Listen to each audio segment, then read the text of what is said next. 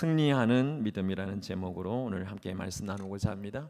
예리하신 분들은 지난주에도 본문이 5장 1절에서 12절이었는데 오늘도 동일하구나. 날카로운 분들입니다.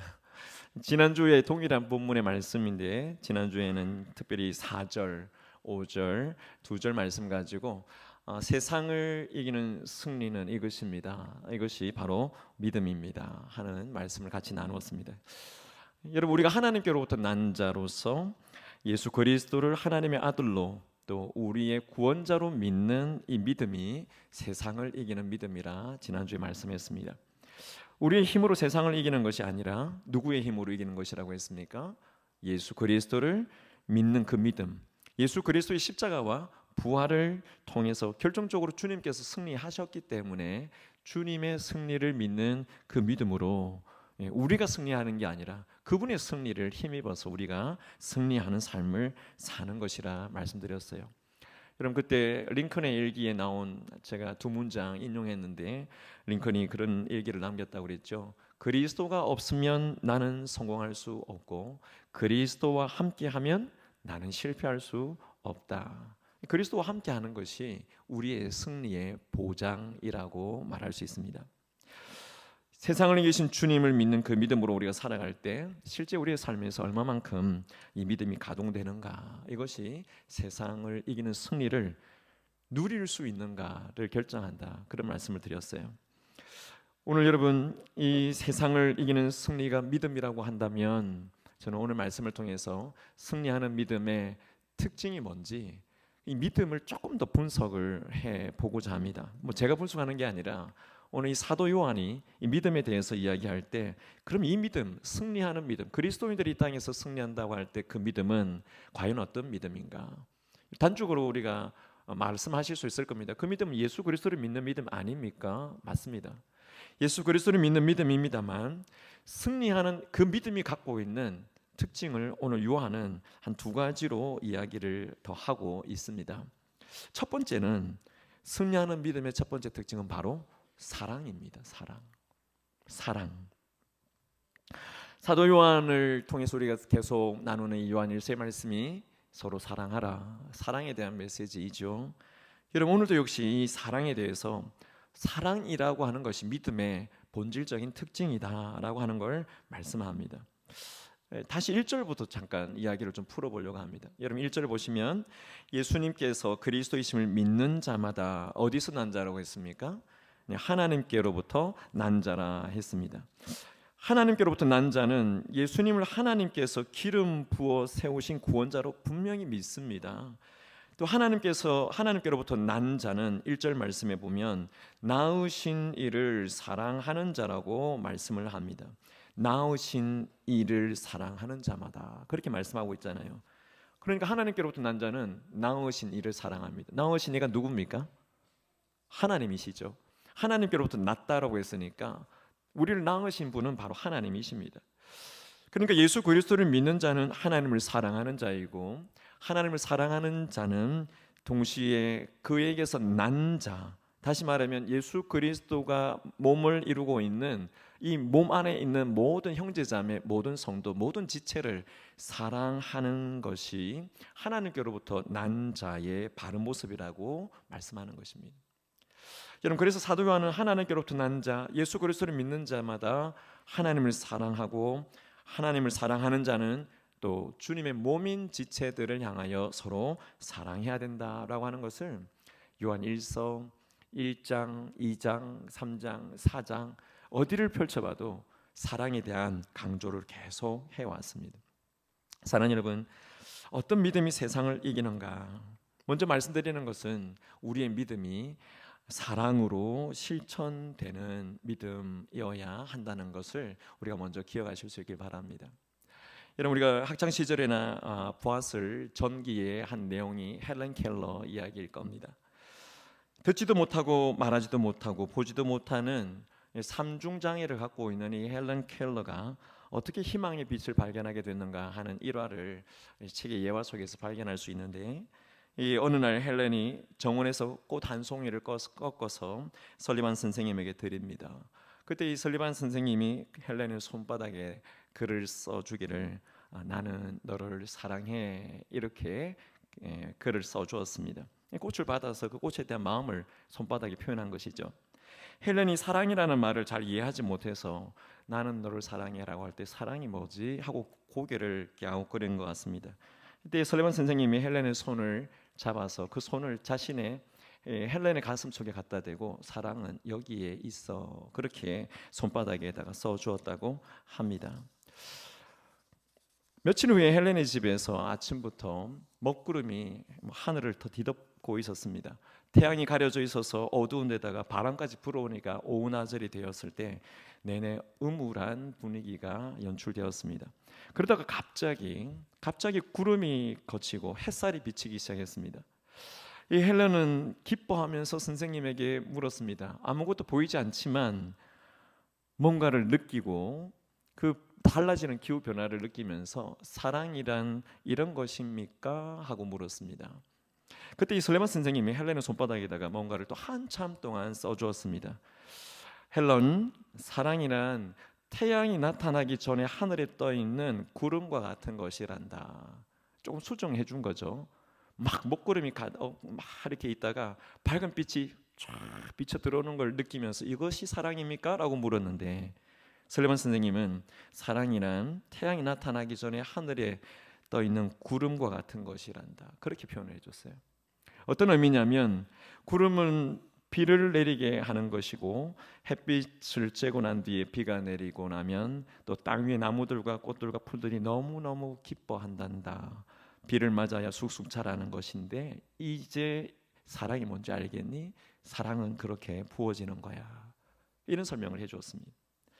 여러분 헬렌 켈러가 사랑이 뭔지 손에 잡히지 않았지만 그것이 사람에게 부어졌을 때 비로소 알 수 있는 것이고 그 사랑이 부어짐을 경험하게 될 때 이것이 사랑이구나 라고 하는 것을 느끼면서 행복이라는 걸 알게 된다는 것, 이 설리반 선생님 통해서 그때 다시 깨달았다는 것입니다.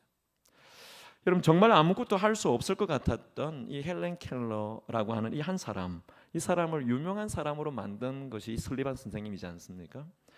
여러분 이 설리반이라고 하는 사람도 역시 자신은 원래부터 아무 쓸모도 없는 그런 존재로 살아왔던 그런 사람이었습니다. 이 설리반이라고 하는 사람은 미국 매사추세츠 근교에 있는 어느 정신병원에 입원을 했던 전혀 가망이 없는 정신병 환자였다고 합니다. 의사들이 설리반을 그냥 시체 취급하고 송장 취급하면서 그렇게 대했는데 이 설리반이 입원한 이 병원에 아주 이제 오래된 은퇴를 앞둔 간호사 한 분이 계셨는데 이 간호사가 자신은 이제 아무 짝에도 쓸모없는 이제 은퇴를 해야 되는 퇴물에 불과한 그런 사람이라고 생각했지만 이 간호사가 설리반에게 관심을 갖고 이 설리반을 사랑을 베풀어 주기 시작했습니다. 이 설리반이 퇴물 같다고 생각했더니 간호사 한 사람의 사랑을 받으면서 송장처럼 취급받았던 사람이었는데 놀라운 변화를 경험했습니다. 치료가 불가능해 보였던 정신병이 나아버린 겁니다. 그리고 난 다음에 이 설리반에게 의사가 통보를 합니다. 이제 집에 돌아가도 되겠습니다. 퇴원 통보를 해줬는데 설리반이 퇴원 통보를 받고도 집으로 돌아가지 않았다고 합니다. 왜냐하면 자기처럼 회복이 불가능해 보이는 환자들 자신도 돌보고 싶다 해서 그 병원에 남아서 그런 사람들을 도왔다고 합니다. 그럴 때 만난 사람이 바로 8살의 헬렌 켈러였다고 합니다. 사랑하는 여러분, 이런 아름다운 이야기를 들으면 사랑이 이런 것이구나, 사랑의 승리가 이런 것이구나 하고 그 사랑의 승리가 눈에 좀 그려지지 않습니까?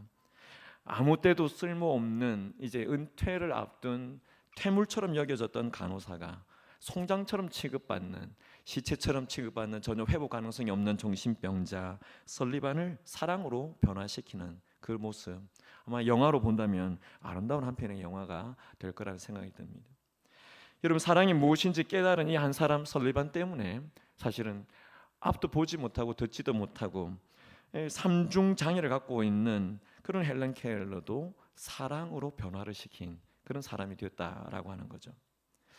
여러분 우리가 이 헬렌 켈러와 설리반의 이야기, 이 사람들의 이야기를 제가 예로 들었지만 사실 이런 예는 크고 작은 어떤 사랑의 크기의 차이는 있을 수 있겠지만 교회 안에서도 우리 소원교회 안에서도 또 우리 사랑방 안에서도 이런 사랑의 실천이 한 사람 한 사람을 변화시키고 또 그 변화의 과정 속에 있는 한 사람 한 사람을 우리도 보고 계실 거라 생각이 듭니다.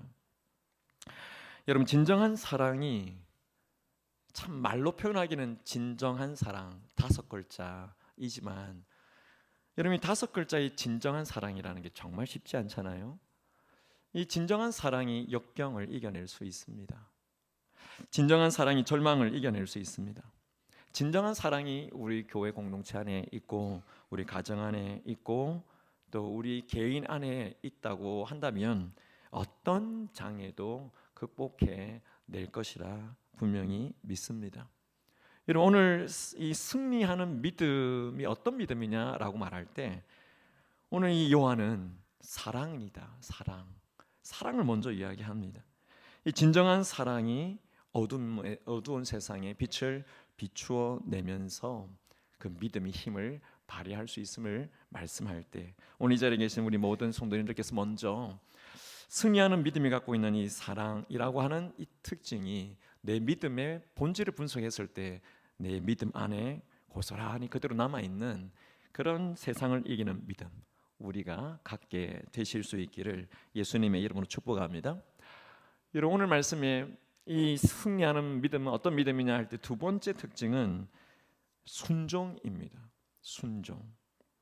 계명을 지키는 것이 순종이라 하죠. 요한 1서에서 계속 강조하고 계시는 것이 서로 사랑하라 하시는 것인데 이것도 하나님의 명령, 계명이니까 이 사랑하는 것과 순종하는 것은 어떻게 보면 동전의 양면과도 같은 것이라 할 수 있습니다. 사랑과 순종이 세상을 이기는 믿음의 특징인 것을 여러분 오늘 성경 2절과 3절을 보시면 정확하게 말씀하고 있습니다. 한 번 더 읽어보십시오. 우리가 하나님을 사랑하고 그의 계명을 지킬 때에 이로써 우리가 하나님의 자녀를 사랑하는 줄을 아느니라 말씀합니다. 이 말씀에 하나님 사랑하는 것, 하나님을 사랑하는 것, 그리고 그 계명을 지키는 것 2절이에요. 하나님 사랑하는 것, 그 계명을 지키는 것, 이 두 가지에 대해서 말씀하고 계시잖아요.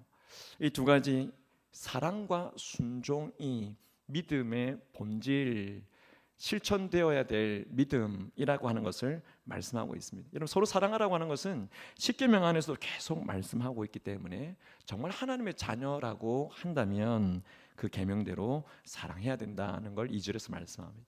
여러분 3절도 한번 읽어보십시오. 시작. 하나님을 사랑하는 것은 이것이니 우리가 그의 계명들을 지키는 것이라. 그의 계명들은 무거운 것이 아니로다. 역시 한 번 더 말씀할 때 하나님 사랑하는 것, 그의 계명을 지키는 것이다. 동전의 양면인 것을 이야기를 하고 있죠. 근데 여기서 우리가 주목해야 될 것은 뭐냐면 그의 계명들은 뭐라고 했습니까? 무거운 것이 아니다. 무거운 것이 아니면 가벼운 것이다. 그 말씀이잖아요. 여기에 우리가 주목해 볼 필요가 있습니다. 세상을 이기는 믿음은 하나님의 계명을 지키는 순종으로 나타나야 되는데 말씀하실 때 그 계명이 무거운 것이 아니고 가벼운 것이라고 말씀합니다. 여러분, 주님께서 우리에게 말씀하실 때 멍에를 이야기할 때 뭐라고 말씀하셨습니까? 마태복음 11장에서 내 멍에는 무겁다, 내 멍에는 쉽고 가볍다, 그렇게 말씀하시죠. 내 멍에는 쉽고 내 짐은 가벼움이라. 주님께서도 그렇게 말씀하셨어요. 여기서 말씀하고 있는 것처럼 계명은 무거운 것이 아니고 가벼운 것이라고. 주님도 내 멍에는 가벼운 것이다, 쉬운 것이다, 그렇게 말씀합니다. 이게 잘 이해 안 될 수 있습니다. 예를 들어 10계명 중에 5계명에 내 부모를 공경하라 이렇게 말씀할 때 여러분, 우리의 부모님을 공경하는 것 어떻습니까? 무겁습니까? 가볍습니까? 건강하게 사시고 그냥 두 분이 행복하게 사시면 가볍다라고 생각될 수 있죠. 근데 건강하지 못하시고 행복하지 못하시면 자녀로서 뭔가 어떻게 복양해야 될까, 어떻게 섬겨야 될까 생각하면 그냥 가슴이 철렁 무거워지지 않습니까? 그러나 하나님의 말씀은 그렇지 않습니다. 부모를 공경하는 것과 부모를 공경하지 않는 것 두 가지를 생각해 보면 어느 게 무겁습니까? 부모를 공경하지 않는 것이 무거운 것이죠. 부모를 공경하면 하나님의 말씀대로 살기 때문에 가벼운 것입니다. 그러나 부모를 공경하지 못하고 살면 항상 하나님 앞에 죄된 것이기 때문에 우리 마음이 무거운 짐을 지고 사는 것과 마찬가지라는 것입니다. 그래서 하나님의 계명을 지키는 것은 이렇게 표현할 수 있습니다. 우리가 계명을 지킨다, 순종한다라고 하는 것은 숨을 쉬는 것과 같다. 또 달리 표현한다면 우리가 계명을 지키는 이 순종하는 것은 우리 몸에 피가 도는 것과 같다. 그렇게 말할 수 있습니다. 다시 물어보겠습니다. 여러분, 숨을 쉬는 것이 쉽습니까? 숨을 멈추는 것이 쉽습니까? 숨을 쉬는 것이 쉬운 거죠. 여러분, 몸에 피가 잘 돌아야 됩니까? 피가 잘 돌지 않아도 됩니까? 잘 돌아야 되는 거죠. 그와 마찬가지로 하나님의 계명을 지키는 것은 우리가 숨을 쉬는 것처럼 쉬운 것이고 우리 몸에 피가 잘 돌아야 되는 것처럼 반드시 되어야만 되는 것이라는 겁니다. 여러분, 하나님의 계명을 지키지 않는 것은 숨을 쉬지 않는 것처럼 답답할 수밖에 없고 피가 돌지 않는 것처럼 모든 혈관이 막힌 듯한 꽉 막힘이 우리의 삶에 고스란히 있습니다. 그래서 여러분, 우리가 시편 볼 때 그런 말씀 많이 느끼실 겁니다. 제자반들이 이제 성경 일독 다 끝나고 난 다음에 한 바퀴 다 돌고 난 다음에 계시록까지 끝나니까 어떤 제자반은 시편을 읽는다고, 시편 열심히 읽으신다고 하시더라고요.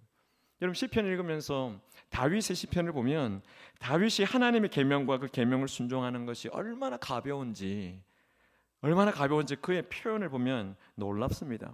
그가 계명을 지키는 것이 얼마나 기쁜지 표현할 때 특별히 시편 중에 제일 긴 시편이 몇 편이에요? 119편 말씀을 보면 하나님의 말씀에 대한 고백을 하고 있잖아요.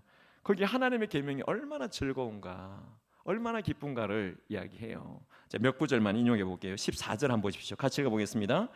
내가 모든 재물을 즐거워함과 같이 주의 증거들의 도를 즐거워하였나이다. 예, 주의 말씀을 즐거워한다고 말씀하고 있잖아요. 54절도 같이 읽어보십시오. 내가 나그네 된 집에서 주의 율례들이 나의 노래가 되었나이다. 주님의 율례 말씀이 나의 노래가 되었다라고 이야기합니다. 103절도 읽어보십시오. 주의 말씀의 맛이 내게 어찌 그리 단지요 내 입에 꿀보다 더하니이다. 말씀이 너무 달다고 이야기를 합니다. 여러분, 이 말씀을 잘 기억하셔서 우리 이야기를 하지 말고 우리 자녀들 이야기 한번 해볼까요? 여러분, 우리 자녀들 중에서 조금 전에 14절, 54절, 103절, 시편 119편에 나와 있는 와, 요의 말씀이 이렇게 달구나, 즐겁구나, 기쁘구나, 나의 찬송과 노래구나, 이런 말씀처럼 고백하는 우리 자녀들이 있는가? 제가 비유적으로 좀 이야기해 볼게요. 아이들이 만약에 시편을 쓴다고 할 때 우리 엄마 아빠의 말이 얼마나 내 입에 단지 몰라요. 이런 자녀 있습니까? 청소하라는 말이 너무나 달고요, 공부하라는 말이 얼마나 즐거운지 몰라요. 이런 자녀 있습니까? 쓰레기 내다 버려라 하는 말이 얼마나 좋은지요. 내가 종일 엄마 아빠의 말을 흥얼흥얼거립니다. 그러면서 엄마 아빠의 말은 저의 노래요 찬송입니다. 이렇게 말하는 자녀들이 있습니까? 사실 쉽지 않죠. 근데 다윗은 그렇게 말하는 자녀예요. 다윗은 하나님에게 이런 자녀였던 거죠. 하나님의 계명을 이렇게 즐거워하고 그 계명을 너무나 달다, 그 계명이 너무나 즐겁다, 그 말씀이 내게 너무나 가볍고 기쁨이 되는 말이다, 그렇게 고백을 한 것입니다. 사랑하는 여러분, 오늘 이 자리에 계신 우리 사랑하는 성도님들에게도 이런 믿음이 있지 않겠습니까? 그죠? 하나님의 말씀을 일독해낼 때 와, 말씀이 이제 조금 보이는구나. 하나님의 말씀을 2독, 3독 해낼 때 우와, 하나님의 말씀이 다네, 이제 조금 다네. 하나님의 말씀을 한 10독 하면 와, 하나님의 말씀이 우와 보인다, 뭐 그러실 거예요. 여러분, 이런 믿음이 우리 안에 하나님의 말씀을 지켜내는 이 순종이 내 믿음이다 라고 한다면, 여러분, 우리가 그리스도 안에서 세상을 이기는 승리를 확보해 놓고도 이것을 왜 누리지 못하는가, 여기에 대한 이유를 아마 이제 깨닫게 되실 거라는 생각이 듭니다. 여러분, 우리가 하나님을 사랑한다고 하지만 하나님의 말씀을 즐거워하지 못하고 하나님의 말씀을 달게 받지 못하고 있기 때문에 지난 시간에 이미 세상을 이기는 승리는 이것이다 하고 그 믿음을 우리가 소유하고 있지만 그 승리를 누리지는 못하고 있는 거죠. 우리가 하나님을 사랑한다고 하지만 하나님의 사람을 사랑하지 못하기 때문에 이미 확보한 승리를 누리지 못하는 삶을 우리가 살고 있는 것입니다. 여러분, 우리 이제 사랑방이 가을 학기를 마무리하게 되는데 이번 주일날 이제 순장방 종강을 하시게 되죠. 또 사랑방도 종강하시게 되는데, 여러분 그 종강할 때 하나님께서 우리를 얼마나 사랑하시는지, 하나님께서 우리를 이 모든 것 안에서 승리하게 하신 것이 얼마나 귀한 승리인지를 좀 마음껏 노래하고 찬송하고 고백할 수 있는 그런 시간이 꼭 되시면 좋겠습니다. 여러분, 오늘 말씀을 생각하실 때 우리의 승리하는 믿음은 두 가지 뭐라고 했습니까? 사랑이요 순종이라고 했지 않습니까? 그러면 우리가 사랑방 종강하실 때 우리 안에 늘 기억되고 감사가 되고 간증되어야 될 것은, 야, 하나님의 사랑이구나, 하나님 앞에 순종한 것이 바로 이것이었구나, 이걸 통해서 내가 세상에서 승리했구나 라고 하는 이 승리의 노래를 함께 나눌 수 있다면, 순장반이 그걸 나눌 수 있다면, 우리 사랑방이 그걸 나눌 수 있다면, 저는 승리하는 믿음을 갖고 계시고 그 승리하는 믿음의 본질이 사랑과 순종이기 때문에 본질을 우리의 삶에서 누리는 신앙, 우리가 살아가게 되는 걸 경험하게 하실 것이라 분명히 믿습니다. 여러분, 이런 사랑의 나눔과 순종의 헌신이 우리 송원교회 안에 우리 어린 아이들로부터 우리 고등부 아이들까지 청년부 모든 공동체 안에 우리 모든 사랑방 안에 모든 성도님들 안에 계속 될 수 있기를 예수님의 이름으로 축복합니다. 우리가 정말 예수 잘 믿겠다, 정말 예수 제대로 믿겠다 하고 하나님을 뜨겁게 사랑하고 하나님 주신 계명에 순종하는 그 일이 교회 안에 넘쳐나면, 여러분, 교회 안에서 부정적인 말 할 이유도 없고 누구를 비판할 이유도 없고 하나님 사랑과 순종의 그 마음이 그냥 감사가 되니 간증밖에 할 게 없는 거죠. 여러분, 우리 교회가 그러한 교회가 되어야 할 줄 믿습니다. 여러분, 오늘 제가 두 번째 나누고 싶은 것은, 이 승리하는 믿음의 특징은 사랑으로 순종하면 승리를 이미 주셨는데 그 승리를 누릴 수 있다, 이걸 말씀드렸다고 한다면, 두 번째는 그럼 이 믿음의 근거가 뭐냐 하는 겁니다. 예수 그리스도를 믿는 믿음으로 세상을 이긴다고 할 때 그 믿음의 근거가 무엇인가, 믿을 수 있는 근거가 무엇인가를 오늘 요한은 오늘 1절부터 12절 안에 긴 내용 안에서 말씀하고 있습니다. 여러분, 세상을 이기는 승리의 이 비결은 예수 그리스도를 믿는 믿음이라고 했습니다. 하나님께로부터 난 자는 다 예수 그리스도를 믿고 예수 그리스도를 믿는 자는 다 세상을 이긴다고 했습니다. 예수 그리스도를 믿는 자는 다 예수 그리스도 안에 있기 때문에, 예수님이 승리하셨기 때문에 이미 그 승리를 확보했다고 했습니다. 그래서 믿는 자는 믿음 안에서 이제 사랑과 이 순종이 이미 확보된 승리를 누릴 수 있는 믿음의 본질이라는 이야기를 제가 말씀을 드렸습니다. 그렇다면 이것들의 근거가 무엇인가? 조금 어려운 이야기일 수 있습니다만, 교리적인 이야기일 수 있지만, 여러분, 이 교리의 어떤 틀, 기초가 잘 되어 있을 때 말씀드린 이 승리하는 믿음의 본질이 더 견고하게 세워질 거라고 생각됩니다.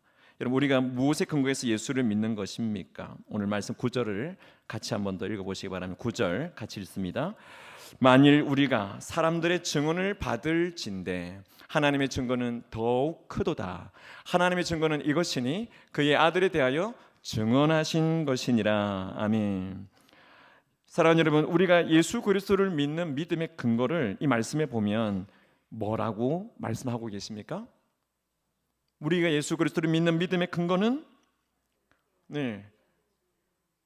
예수님에 대한 하나님의 증언입니다. 누가 증언을 하셨다고요? 이 법정이 어떻게 형성되는지 모르지만 지금 증언하고 계시는 분은 하나님이십니다.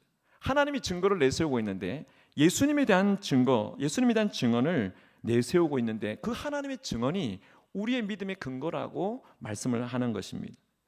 여러분, 하나님의 증거는 사람의 증언과 비교할 수 없습니다. 사람들이 예수 그리스도는 하나님의 아들이 아닙니다, 그렇게 이야기한다든지, 사람들이 예수님에 대해서 그분은 우리의 구원자가 아닙니다, 그렇게 말한다고 할지라도 사람의 이야기입니다.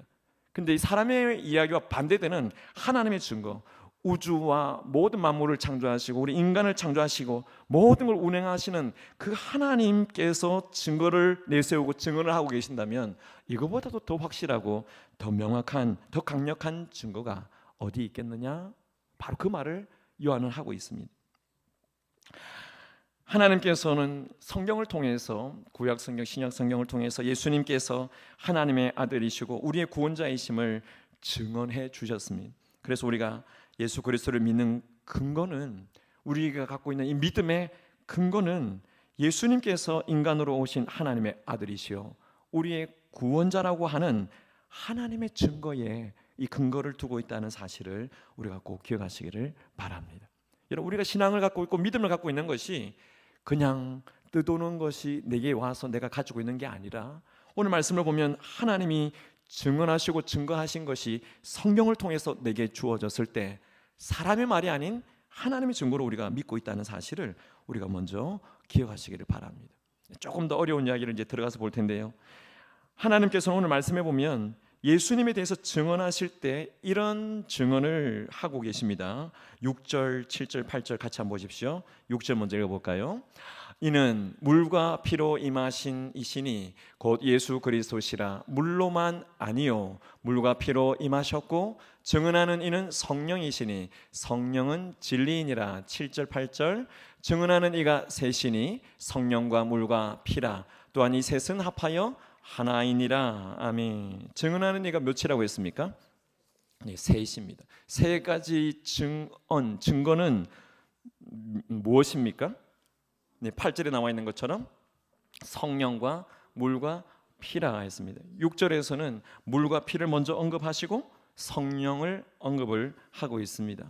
그럼 이 세 가지가 무엇인가 하는 것이죠. 여러분, 먼저 물과 피와 성령, 이 세 가지에 대해서 간단하게 말씀드리면, 여러분, 예수님께서 말씀에 6절 말씀에 보면 물과 피로 임하셨고 그렇게 말씀하고 있죠.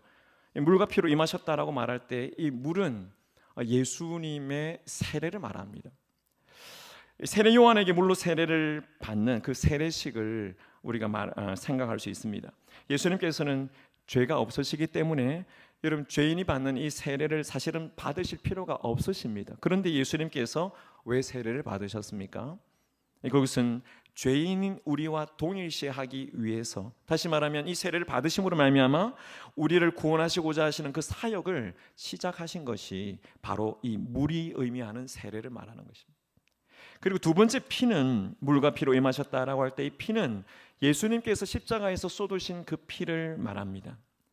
예수님께서 메시아로서 공생애를 시작하실 때는 물로 세례를 받으심으로 구원 사역을 시작하셨고, 그리고 공생애를 마치실 때는 우리의 모든 죄를 대신해서 십자가에 피를 쏟으시면서 죽으시면서 그의 공생애를 마감하셨죠.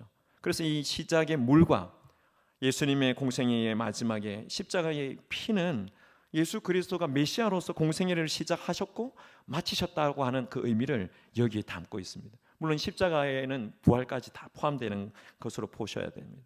그러니까 여기서 요한이 말하고 있는 물로만이 아니요, 물 세례라고 그랬잖아요. 물로만이 아니요, 무엇과 뭐로 임하셨다고요? 물과 피로 임하셨다라고 할 때 예수님의 공생애는 세례 받으심으로 죄인과 동일시 되셨고, 죄는 없으시지만 그가 모든 죄를 대속하시기 위해서 십자가의 모든 피를 다 쏟아내신 하나님의 아들이시오 우리의 구원주, 구원자라고 하는 사실을 명확하게 말씀하고 있는 겁니다. 요한이 왜 이런 이야기 했을까요? 요한이 굳이 이렇게 어려운 이야기를 여기다 또 믿음의 근거라고 쓰는 이유는 여러분, 당시에 있었던 이 영주주의자 이단들 때문입니다. 이 영주주의자 이단들은 물만 인정하고 피는 인정하지 않았습니다. 다시 말하면 물을 인정했다는 것은 그가 사람으로서 세례를 받은 걸 인정을 합니다. 그러나 피를 인정하지 않았다는 것은 하나님의 아들로 인정하지 않았다는 것입니다. 그래서 예수님이 이 땅에 오신 것이 사람으로 온 것이지 하나님의 아들로 온 것이 아니었고, 그는 물을 인정할 수 있지만 그가 흘린 피는 대속을 위한 피가 아니라 그냥 단지 사람의 피였다라고 말하는 것이 영주주의자들의 주장입니다. 그러니까 예수님이 하나님의 아들로 오신 이가 아니라고 말하는 것이죠. 그러나 하나님의 증거는 그렇지 않습니다. 앞서 말하는 그런 영주주의자들의 이단들의 말은 다 사람의 말이지만 오늘 요한이 말하는 것은 하나님이 정언하시는데, 하나님이 증거하시는 것은 예수님께서 사람이 되신 하나님의 아들이 십자가에서 보혈을 흘리신 것이 예수님께서 하나님의 아들로서 그 피를 다 쏟으신 것임을 분명하게 증언하고 있습니다. 그리고 이제 세 번째 증거가 성령이라고 하셨잖아요. 이 성령은 하나님께서 세우신 또 하나의 증거라 할 수 있습니다. 그래서 성령은 물로부터 시작해서 피에 이르기까지, 예수님의 구속 사역의 메시아로서의 구원 사역의 출발점부터 시작해서 정점에 이르기까지 예수님께서 인간이 되신 하나님의 아들이라고 하는 확실한 증거를 계속 나타내신 것이 바로 성령이 되도록 하셨다고 말씀하는 겁니다. 그래서 오늘 말씀에 보면 성령은 뭐라고 했습니까? 진리라고 이야기했어요. 성령은 진리라고, 진리의 영으로서 예수 그리스도에 대해서 증언하시도록 하나님께서 성령을 세우신 것이라 말씀합니다. 조금 어려운 교리 이야기인데요, 여러분, 이렇게 물과 피와 성령으로 하나님께서 예수 그리스도에 대해서 제시하시고 계시는 증거가 오늘 말씀에 보면 이 셋은 합하여 하나이니라 말씀하고 있잖아요. 이 세 가지는 하나님의 증언과 증거인데 예수 그리스도에 대해서 일치하는 증거라는 그런 말씀을 요한은 하고 있습니다. 사랑하는 성도 여러분, 하나님께서 이렇게 물과 피와 성령을 증거로 세우시면서 예수님께서 하나님의 아들이시고 우리의 구원자라고 하는 사실을 확실하게 증언하고 계신다, 우리를 위해서 증언하고 계신다는 사실을 꼭 기억하시기를 바랍니다. 누가 증언하신다고 그래요? 하나님이 증거라고 하는 겁니다. 하나님이 증언하시고 하나님이 증거를 내셨다고 하는 것은 정확무어한 것이고, 이 증거는 완벽한 것이고 오류나 거짓이나 속임이 없는 것이고 진실한 증거라고 하는 사실을 우리에게 말씀하실 때 우리의 믿음의 기초가, 세상을 이기는 그 비결인 이 믿음이 바로 이 물과 피와 성령 위에 세워져 있는 것임을 우리가 다시 한 번 더 확신하시기를 예수님의 이름으로 축복합니다. 여러분, 이 말씀이 왜 중요한가 하면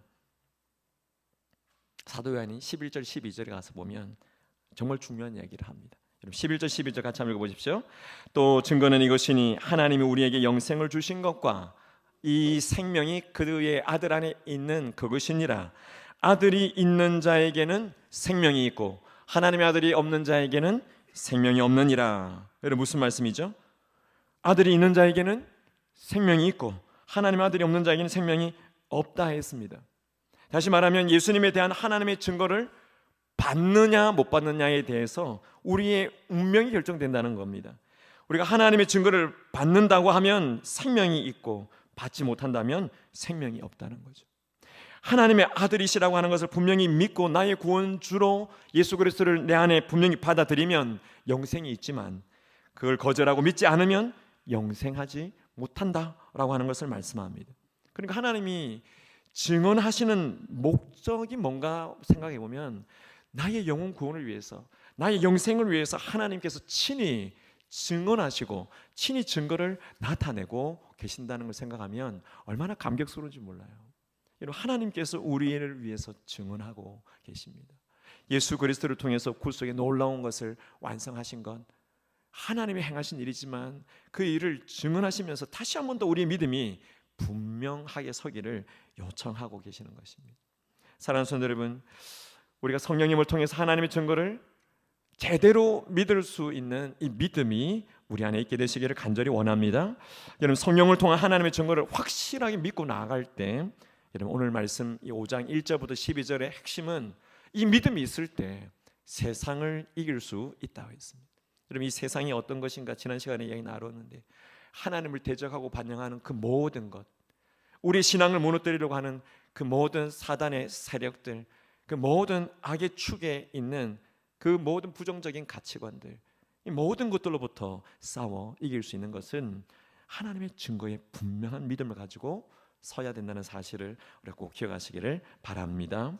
말씀을 맺습니다. 여러분, 오늘 이 5장 1절에서 12절 말씀, 하나님께서 증언하시고 증거하시는 이 증거가 우리의 믿음의 토대요, 또 이 세상을 이기는 비결과 능력이 꼭 되실 수 있기를 간절히 바랍니다. 여러분, 그런 의미에서 제가 오늘 말씀의 결론을 이렇게 진행하려고 합니다. 하나님의 증거에 대한 믿음의 선언을 제가 외치면 여러분들은 여러분들의 고백으로 아멘 하고 받으실 수 있으면 좋겠습니다. 오늘 말씀을 제가 쭉 정리하면서 선언하겠습니다. 준비되셨습니까? 예, 지금까지 주무신 분들도 이제 아멘 하시면서 깨어나야 기도하실 수 있습니다. 자, 이제 준비되셨죠? 첫 번째, 우리는 예수 그리스도가 하나님의 아들이요 나의 구원자이심을 믿습니다.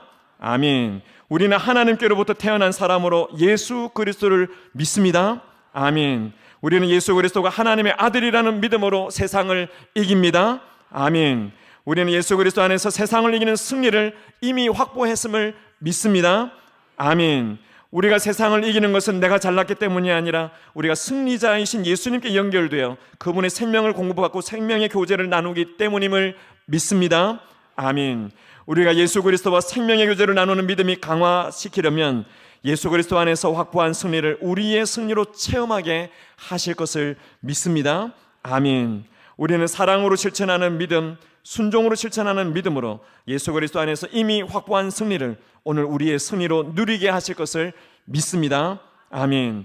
우리는 하나님의 증거에 근거한 확실한 믿음으로 나갈 때 세상을 이길 수 있음을 믿으실 수 있기를 바랍니다. 아멘. 여러분, 이런 믿음이 우리 교회의 믿음이요, 우리 개인의 믿음이 되실 수 있기를 간절히 원합니다.